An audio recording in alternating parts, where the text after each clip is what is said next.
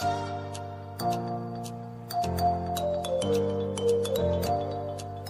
are listening to Alex Nanlohi Podcast, to know the Lord and to make Him known.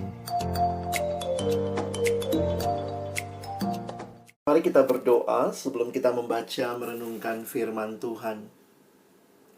Kami datang dalam ucapan syukur siang hari ini. Terima kasih.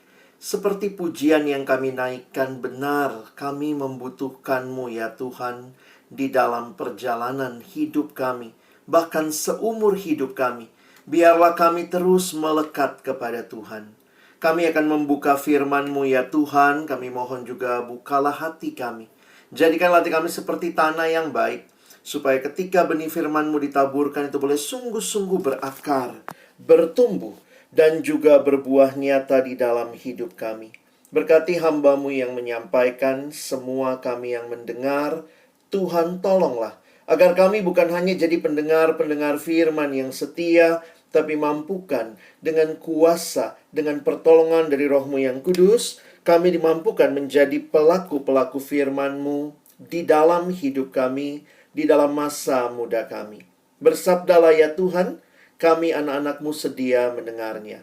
Dalam satu nama yang kudus, nama yang berkuasa, nama Tuhan kami Yesus Kristus, kami menyerahkan pemberitaan firman-Mu. Amin. Hari ini kita akan melihat tentang tema Harvest Time. Tentunya ini hal yang menarik ya, di tengah-tengah kehidupan yang terus bertumbuh, tapi kita tidak hanya sekadar mau bertumbuh, kita juga rindu berbuah dan masa panen itu tiba. Kalau bulan ini kita sudah banyak bicara tentang pertumbuhan, maka kita harus lihat ya beberapa prinsipnya. Kak Alex akan ulangi di sini, tetapi juga berharap kita bisa melihat lebih jauh apa yang dihasilkan melalui pertumbuhan itu. Yang pertama yang perlu kita ingat bahwa hidup kita yang sudah ditebus oleh Yesus itu adalah miliknya. Dan Yesus rindu hidup kita itu adalah seharusnya hidup yang berelasi dengan Dia. Jadi Tuhan tidak hanya mau menyelamatkan kita, Dia juga rindu memiliki relasi dengan Dia. Nah, karena itu kita bisa berpikir ya. Pertama, apa relasi? Seperti apa relasi yang Yesus rindukan antara dirinya dengan murid-muridnya? Dan kemudian buah apa yang akan dihasilkan dari relasi ini? Ayat yang terkenal, Yohanes 15 ayat 1-8, akan menjadi bagian yang kita renungkan sama-sama pada siang hari ini.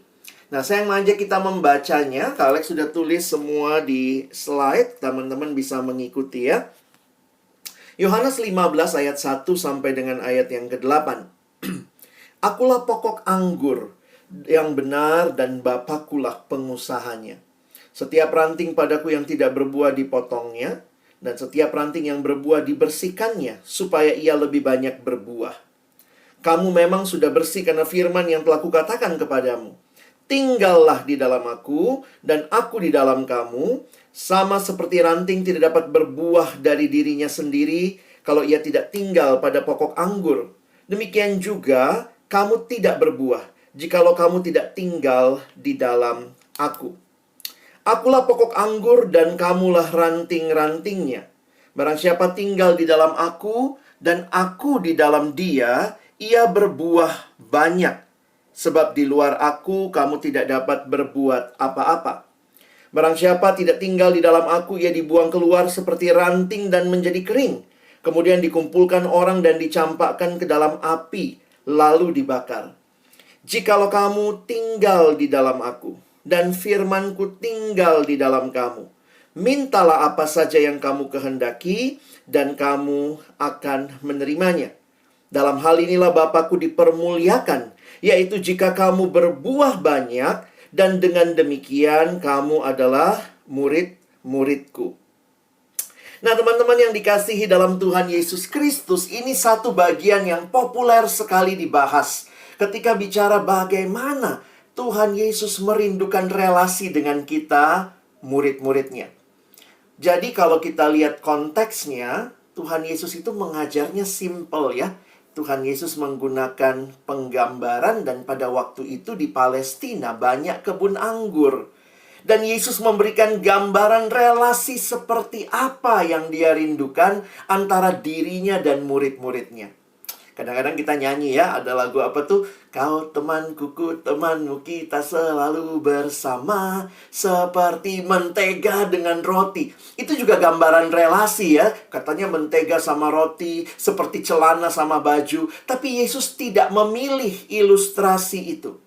Karena ilustrasi yang Yesus pilih bukanlah ilustrasi yang mati. Celana sama baju kan nggak hidup ya. Mentega sama roti juga nggak hidup ya, malah dimakan habis.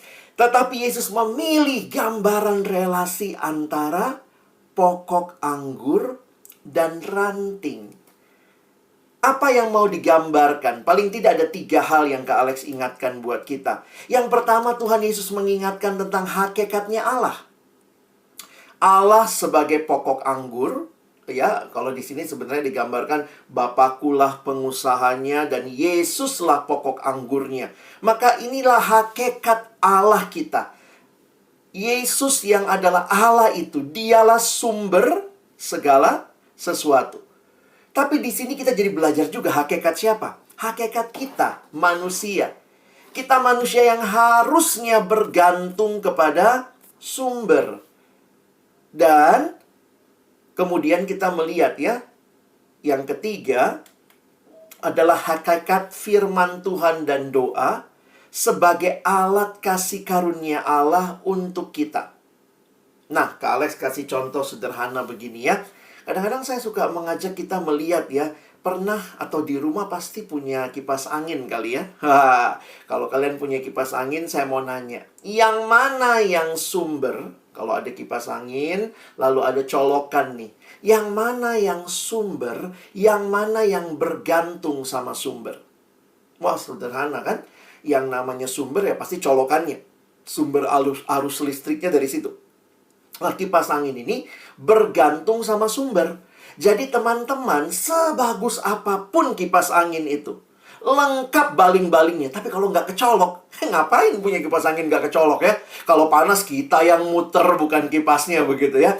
Nah, sehingga gambaran yang diberikan, Allah adalah sumber dan manusia harusnya bergantung sama sumber.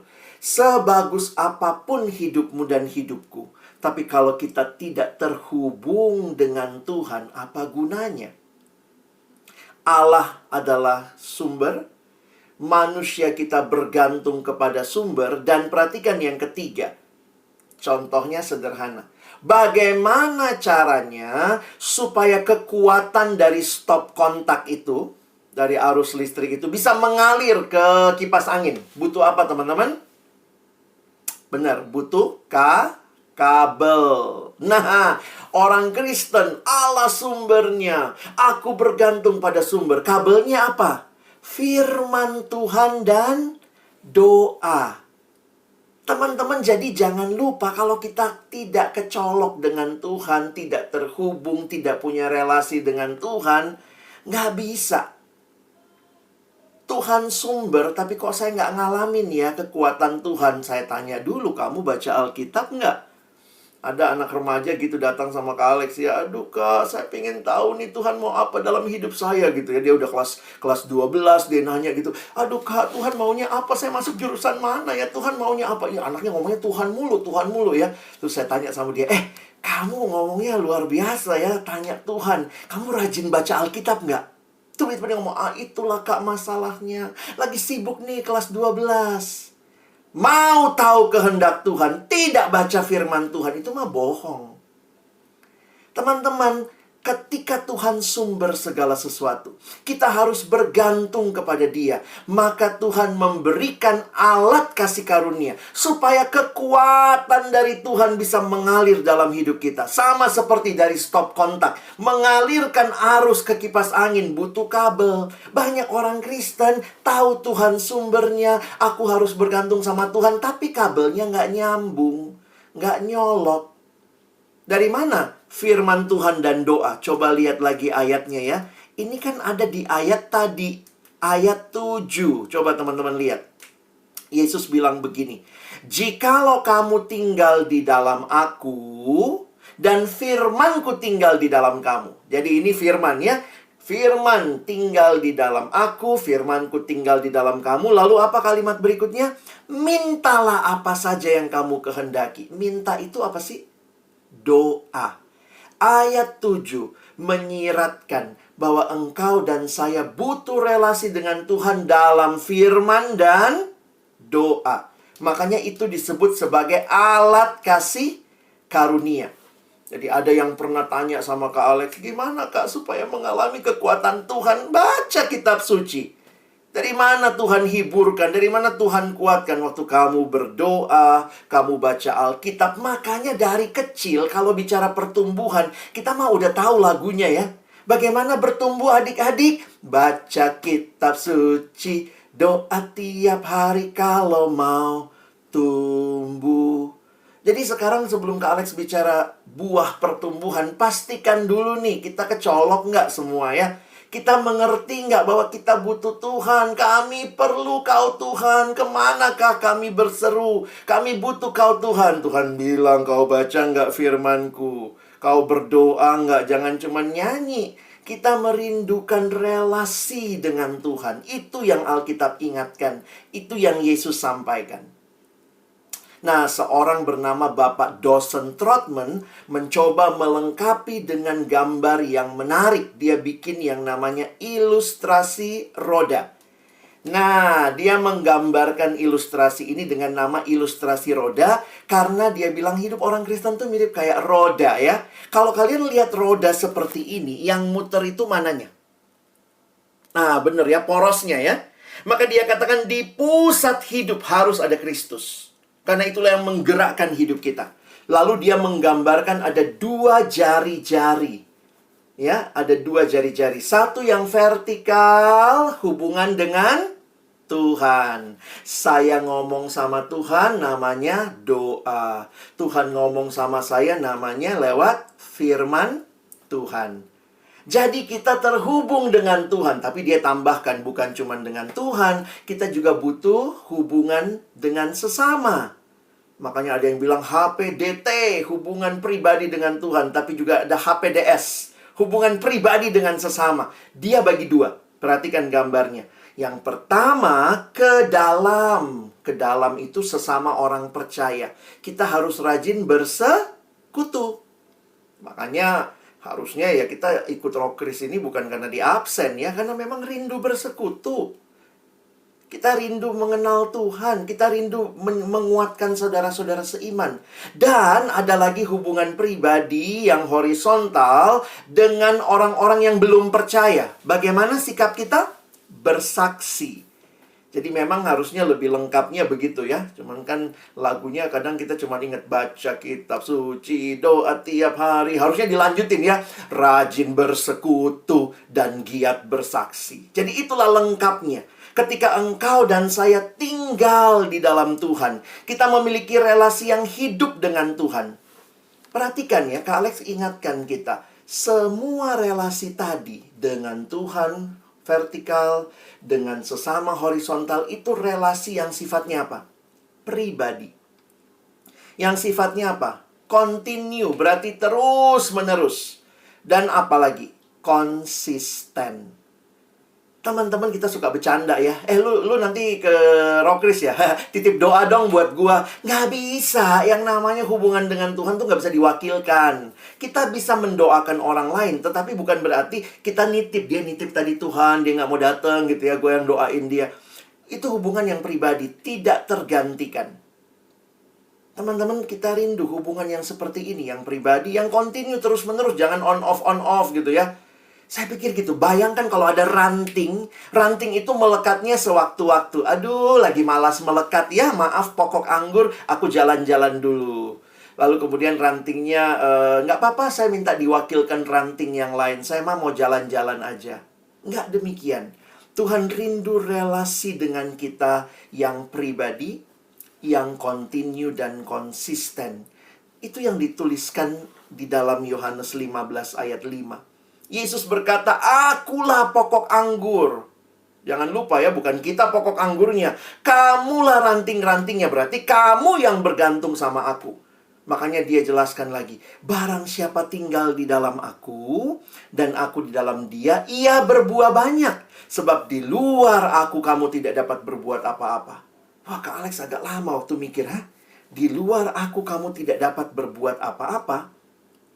Bukankah orang bilang, saya nggak kenal Tuhan. Banyak kok orang nggak kenal Tuhan, hidupnya baik-baik aja, prestasinya bagus-bagus, lebih bagus lagi juaranya dari kamu mungkin ya. Tetapi kerohanian tidak diukur dari pencapaian-pencapaian yang kita lihat dalam dunia semata-mata. Tetapi ini bicara kehidupan yang melekat sama Tuhan. Saya kasih contoh ya. Satu pagi Kak Alex pergi ke pelayanan, lalu kemudian ketemu seorang adik yang melayani bersama-sama ya. Terus dia tuh suka cerita ya.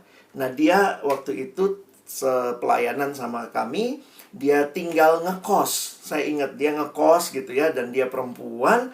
Nah, orang tuanya di daerah, mungkin biar nggak sepi ya, dia pelihara ikan mas. Jadi beli akuarium kecil taruh di kamar kosan gitu ya. Ada kan yang kayak gitu ya. Lalu kemudian dia suka cerita ikan masnya. Dia cerita dia beli akuariumnya, dia bersihin, dia apa gitu. Nah, satu pagi waktu saya datang, tiba-tiba dia ngomong gini, Kak Alex, emang kenapa? Tahu nggak Kak? Tadi malam ikan mas saya bunuh diri. Maksudnya apa? Ternyata dia beberapa ekor, dia kan peliharanya bukan satu ekor doang teman-teman ya. Pagi hari dia menemukan 2 ekor ikan masnya sudah lompat keluar dan mati tergeletak di atas karpet. Kami sih bercanda ya. Wah, kita bercanda bilang, wah ini mungkin ikan yang nggak disetujui cintanya sama orang tua, makanya lompatnya berdua begitu ya. Tetapi kesimpulan percakapan kami pagi itu, ikan itu bebasnya di mana?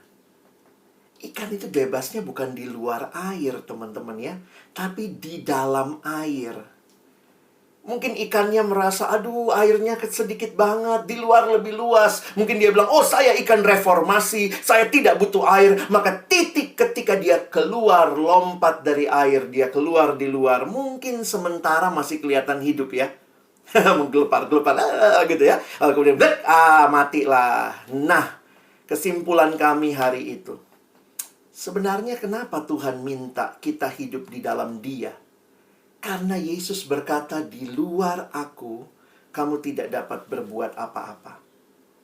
Karena itu sebelum kita bicara buah ya, karena buah itu sebenarnya sederhana ya. Karena kita mau kan berbuah, kita mau tahu hidup dalam Tuhan itu apa indahnya. Pertanyaannya jangan nanya indahnya dulu. Sudah hidup dalam Tuhan dulu nggak? Jangan bicara buah dulu deh. Sudah berelasi dengan Tuhan nggak? Dan itu yang kita rindukan. Sebulan ini kita bicara betapa kita bangun relasi dengan Tuhan, bertumbuh di dalam Tuhan. Dan menarik sekali waktu saya memperhatikan ayatnya di Alkitab. Teman-teman, perhatikan ayatnya ya. Kak Alex baru ngeh waktu beberapa tahun lalu persiapan lagi. Tuhan tidak cuma mau kita berbuah loh. Perhatikan ayatnya. Dalam hal inilah Bapakku dipermuliakan, yaitu jikalau kamu berbuah banyak. Ingat ya, Tuhan tuh bukan cuma mau kita berbuah. Dia mau kita berbuah banyak. Oh, ayatnya baru muncul di ayat 8. Enggak. Coba lihat tadi. Ayat 7. Ayat 5 maksud saya. Ayat 5 ini ya. Akulah pokok anggur dan kamulah ranting-rantingnya. Barang siapa tinggal di dalam aku di dalam dia, ia berbuah banyak, teman-teman. Ini satu jaminan janji Tuhan buat kita. Tetapi sebaliknya, di luar aku, kamu nggak bisa berbuat apa-apa. Tuhan mau engkau dan saya berbuah banyak. Jadi kalau kita tinggal dalam Tuhan, apa sih hasilnya bang? Apa sih hasilnya? Kenapa sih kita dipaksa-paksa ikut dalam Tuhan? Baca Alkitab tiap hari, berdoa, bersekutu, saat teduh. Apa sih buahnya? Ternyata buah yang banyak ini, saya bagi 2 ya. Kalau kalian belajar seluruh Alkitab, maka ada 2 paling tidak. Pertama, buah dalam hidup kita pribadi. Ketika engkau tinggal dalam Tuhan, berarti kamu makin mirip sama Tuhan ya. Terus semakin serupa Kristus. Karaktermu makin mirip seperti Kristus. Seperti yang dinyatakan dalam buah roh. Kasih, sukacita, damai sejahtera. Masih ingat ya? Buah roh ialah kasih, sukacita, damai sejahtera, kesabaran, kemurahan, kebaikan, kesetiaan, kelemah lembutan, penguasaan diri. Baca baik-baik. Sebenarnya kalau lihat bahasa aslinya, bahasa Alkitab Perjanjian Baru, bahasa Yunani, ini bukannya banyak buah. Kalimatnya itu singular, tetapi buah roh ialah. Jadi satu buah, 9 rasa. Wih, skala nano-nano. Ini satu buah, 9 rasa. Makanya Alkitab tidak bilang buah-buah roh. Bukan. Yang disebut adalah buah roh. Satu buah, 9 rasa. Pengertian sederhananya begini. Ini bukan buahmu, bukan buahnya Kak Alex juga. Bukan, ini bukan buah saya, bukan buahnya kamu. Ini buah kehadiran Roh Kudus dalam hidupmu. Kalau Roh Kudus hadir di hidupmu, maka kamu akan menghasilkan buah, yaitu kasih, sukacita, damai sejahtera, dan seterusnya. Saya kasih contoh. Seorang anak yang sangat benci sama orang tuanya. Karena dia merasa dia lahir di keluarga yang tidak harmonis. Dia benci papanya yang sering memukul mamanya. Dia benci mamanya yang tidak melawan tapi diam-diam saja. Dia benci sama dirinya yang juga tidak bisa bikin apa-apa. Dan akhirnya juga dia benci sama Tuhan. Tuhan, kenapa biarkan aku lahir di keluarga seperti ini? Apakah dia punya kasih? Tidak. Tetapi waktu dia kenal Tuhan Yesus, Tuhan sentuh hatinya. Dia bertobat, terima Yesus. Salah satu hal pertama yang Tuhan pulihkan bagi dia, dia diberikan hati yang baru untuk mengasihi keluarganya. Teman-teman, kasih itu bukan milik kita. Kita itu manusia egois, manusia yang dalam dosa pengennya balas dendam. Kita itu orang yang mendendam, orang yang ingin membalas sama orang lain. Kalau sampai kamu bisa punya kasih, itu bukan buahmu. Itu pasti buah dari Roh Kudus yang sudah hadir mengubahkan hidupmu.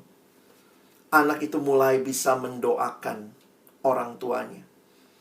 Dulu dia selalu komplain, Tuhan, kenapa ini keluargaku? Dia selalu menuntut, apa yang keluarga ini bisa berikan buat saya? Saya nggak dapat apa-apa dari keluarga ini. Tetapi ketika kasih Allah mengubah hatinya, pertanyaannya berubah. Bukan apa yang keluarga ini bisa berikan bagiku, tetapi kasih muncul. Dia berpikir, apa yang aku bisa berikan untuk keluargaku? Ketika dia lihat perjalanan hidupnya ya, karena sekarang dia sudah dewasa, sudah kerja ya, sudah menikah. Bahkan waktu abang lihat hidupnya, saya pikir iya ya. Kasih itu buah dari dia tetap tinggal dalam Tuhan. Dia baca firman, waktu itu dia bilang, Bang, susah banget firman ini bilang ampuni. Aku nggak bisa ampuni bapakku yang seperti itu. Tapi terus dia baca firman, terus dia ikut kelompok kecil, dia diubahkan, dia dikuatkan, dia bertumbuh. Buahnya adalah sekarang dia punya sukacita, dia punya kasih yang mengalir dari hidupnya. Bukan hidup yang self-centered, tapi hidup yang bahkan jadi berkat. Teman-teman, kadang-kadang buah itu bukan semata-mata kamu tiba-tiba dapat nilai tinggi. Buah itu banyak kali bukan seperti itu polanya. Alkitab mengingatkan ketika engkau tinggal di dalam Dia, maka engkau berbuah banyak.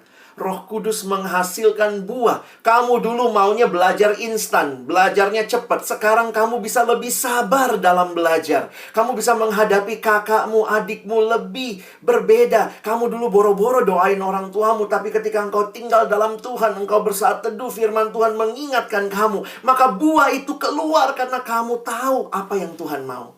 Kamu makin seperti Yesus. Dan ini tidak bisa digantikan.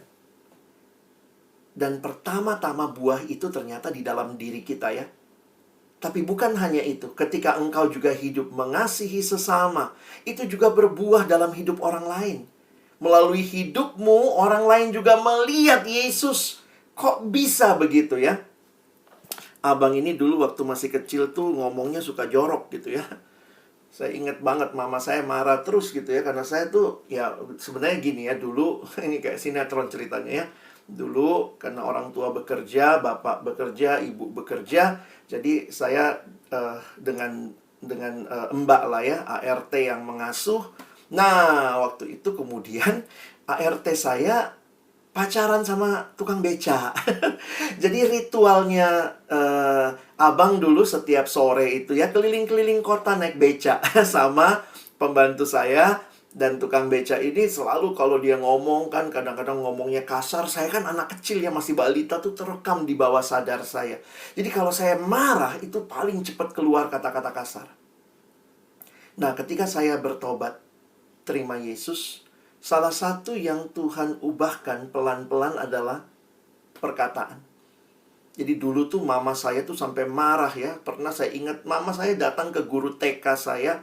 Terus dia bilang, "Ibu jangan lihat anak ini manis ya, mulutnya kotor banget," gitu. Saya ingat ya, saking marahnya satu waktu saya ingat saya dicabein sama mama saya. Dicabein gitu ya, supaya saya nggak ngomong jorok.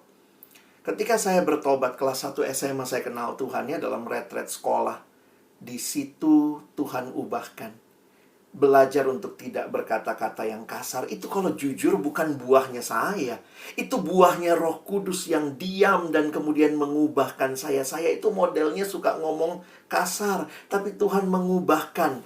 Nah, itu bukan sesuatu yang terjadi begitu saja, tapi lewati proses dan kemudian. Satu hal yang menarik ya, tiba-tiba saya ingat ya, karena yang paling tahu saya ngomong jorok kan mama saya ya. Satu waktu mama saya ngomong gini, "Ih, kamu udah nggak sering ngomong jorok ya," gitu ya. Wow, ternyata buah pertobatan kita juga dirasakan loh oleh orang lain. Dan ya mungkin mama saya nggak bilang memang, "Wah, anak gua udah langsung sempurna." Tapi ketika engkau dan saya berbuah, berbuahnya bukan hanya berbuah saja, tapi berbuah banyak, maka engkau jadi berkat juga untuk orang lain. Kau bisa terlibat pelayanan, kau bisa melayani orang di rumahmu, kau bisa melayani di gerejamu. Di mana saja engkau hadir, buah roh yang hadir dalam hidupmu menjadi buah yang memberkati hidup orang lain. Nah, kalau sudah begini, apalagi hasilnya ya? Wah, hasilnya adalah siapa yang dimuliakan? Kalau kamu berubah, siapa yang dimuliakan? Tentu kamu nggak bisa bilang, "Ya siapa dulu dong, saya mah udah bagus nih hidupnya ya." Tapi sebenarnya diingatkan, kalau engkau dan saya berubah itu semata-mata karena Roh Kudus yang hadir. Jadi siapa yang dimuliakan? Tuhan dong. Nah, itulah kalimat tadi kan. Itulah yang dikatakan sebenarnya. Masih ingat ayat ini? "Dalam hal inilah Bapakku dipermuliakan, yaitu jikalau kamu berbuah banyak." Kita yang berbuah banyak karena melekat sama pokok anggur. Tetapi ketika kemuliaan itu, ingat, it's not for me, tapi kemuliaan bagi Allah. Engkau mau hidup memuliakan Allah? Memuliakan Allah itu berarti kau hidup jadi orang yang berbuah banyak. Orang yang bahkan berbuah juga dirasakan di sekitarmu. Dan ketika itulah Bapa dipermuliakan. Makanya kalau kita lihat ya, bahwa God is glorified not by praise and worship alone, but by His followers also bearing much fruit for the advancement of His kingdom on earth. Bagi pelebaran kerajaan Allah. Here again, fruit bearing is evidence of being true believer or being Jesus disciples. Dari mana kamu ketahuan kamu murid Yesus? Ya, orang lihat buahnya. Dia beda sekarang. Dia berbeda. Dan itu satu sukacita. Ini juga Yesus bilang ya di Injil Matius. Makanya kan kalimatnya, "Demikianlah hendaknya terangmu bercahaya di depan orang, supaya mereka melihat perbuatanmu." Sampai sini kan bagus juga ya. Wih, orang lihat perbuatan saya, asik, saya dimuliakan. Perhatikan kalimat terakhir. "Dan memuliakan Bapamu yang di sorga." Terangmu bercahaya, perbuatan baikmu nyata, tetapi kiranya orang memuliakan Bapa di surga. Slide ini menutup apa yang jadi khotbah saya siang hari ini. Dengan tinggal pada pokok anggurlah kita dapat berbuah banyak. Namun buah tersebut bukanlah semata-mata usaha kita, tapi itu dari Allah. Dialah pokok anggur, dialah sumber segala sesuatu. Karena itu, segala kemuliaan bagi Allah. Kiranya firman Tuhan hari ini menolong kita semua untuk boleh terus hidup di dalam Tuhan, berbuah banyak, mengalami perubahan hidup. Ada kasih, ada sukacita, damai, sejahtera, kesabaran, kemurahan, kebaikan, kelemah lembutan, penguasaan diri. Dan akhirnya juga dirasakan orang-orang di sekitar kita. Dan Tuhan dipermuliakan. Kiranya firman Tuhan boleh meneguhkan kita semua. Mari berdoa. Tuhan, terima kasih banyak buat firman-Mu, setiap kebenaran yang meneguhkan hati kami.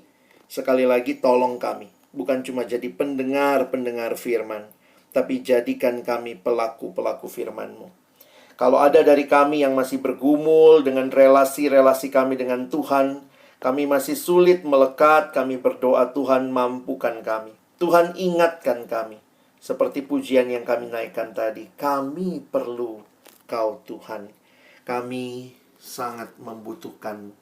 Dan kiranya waktu kami berbuah, hidup kami jadi berkat bagi orang banyak. Kami tidak mencuri kemuliaan Tuhan, tapi all the glory must be to the Lord. Dalam nama Yesus kami berdoa, kami bersyukur untuk firman-Mu. Amin.